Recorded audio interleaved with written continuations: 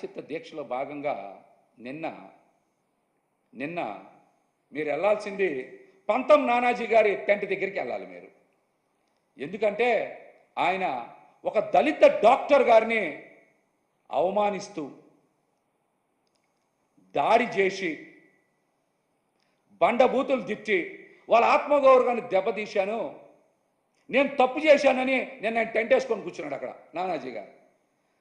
మీరు వెళ్ళాల్సింది పవన్ కళ్యాణ్ గారు నానాజీ గారి టెంట్కి వెళ్ళి మీరు మద్దతు ఇచ్చి ప్రాయశ్చిత్తం చేసుకోవాలి. మీరు అక్కడికి వెళ్ళి ప్రాయశ్చిత్తం చేసుకోవాల్సింది. అట్లాగనే ఇంకొక ముఖ్యమైన విషయం, మీరు ప్రాయశ్చిత్తం చేసుకోవాలి, ఖచ్చితంగా చేసుకోవాలి.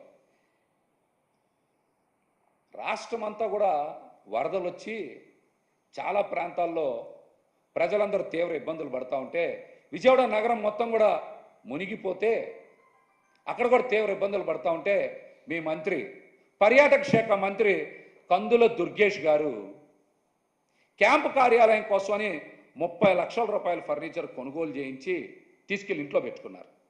పర్యాటక శాఖ సిబ్బంది లబోదిబోం అంటున్నారు. కావాలంటే మీరు విచారణ చేసుకోవచ్చు. అందుకు మీరు ప్రాయశ్చిత్త దీక్ష చేయాలి. ప్రాయశ్చిత్త దీక్ష చేసుకోవాలి. అందుకు చేసుకోవాలి ప్రాయశ్చిత్త దీక్ష. దీంతో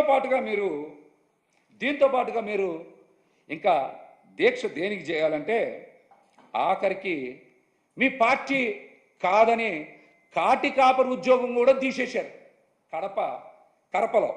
కాకినాడ కడపలో కాటి కాపరి ఉద్యోగం కూడా తీశారు. అందుకు మీరు ప్రాయశ్చిత్తం చేసుకోవాలి.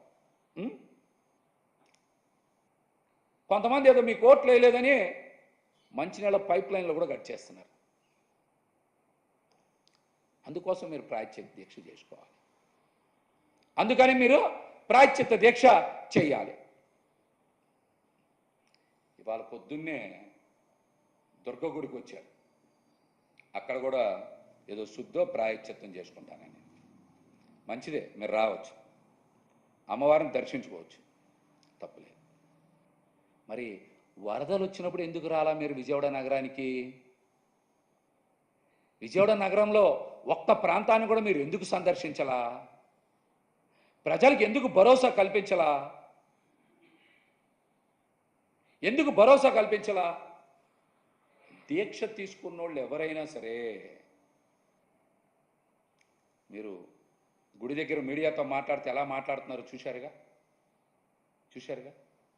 ఎవరన్నా దీక్ష తీసుకుంటే చాలా తక్కువ మాట్లాడతారు, వీలైనంత మౌనం పాటిస్తారు, మంచి మాటలు మాట్లాడతారు. కానీ పవన్ కళ్యాణ్ గారి దీక్ష తీసుకొని ఇష్టానుసారం మాట్లాడుతున్నారు. ఒకసారి మీడియాలో లేకపోతే కెమెరాల్లో ఒకసారి మీరు ఎలా మాట్లాడుతున్నారో మిమ్మల్ని మీరు ఒకసారి చూసుకోండి. మీ దీక్ష నిజమైన దీక్ష కాదా మీరు సమాధానం చెప్పాలి. మీ దీక్ష నిజమైన దీక్ష కాదా మీరు సమాధానం చెప్పాలి. హరిహర వీరమల్లు సినిమాకి మంగళగిరిలోనే పెద్ద పెద్ద పరదాలు కట్టి మొత్తం మూసి షూటింగ్లో పాల్గొన్నారంట. మీరు దీక్ష ముసుగులో షూటింగ్లో పాల్గొనడం ఏంటి? ఎవరిని మభ్యపెట్టడానికి, ఎవరిని మోసం చేయడానికి? హిందూ సనాతన ధర్మాన్ని మోసం చేస్తుంది మీరా కాదా? దీనికి మీరు సమాధానం చెప్పండి. దీక్ష తీసుకొని సినిమా షూటింగ్లకు వెళ్ళడం ఏంటి? మంగళగిరిలో సెట్టింగ్లు వేసుకోవడం ఏంటి? ఇదా సనాతన ధర్మం అంటే? మీరు సనాతన ధర్మం గురించి, హిందూ ధర్మం గురించి మాట్లాడతారు. ముందు మీరు దీక్ష తీసుకున్న తర్వాత వెంటనే షూటింగుల్లో పాల్గొన్నారా, పాల్గొనలేదు? దీనికి సమాధానం చెప్పండి.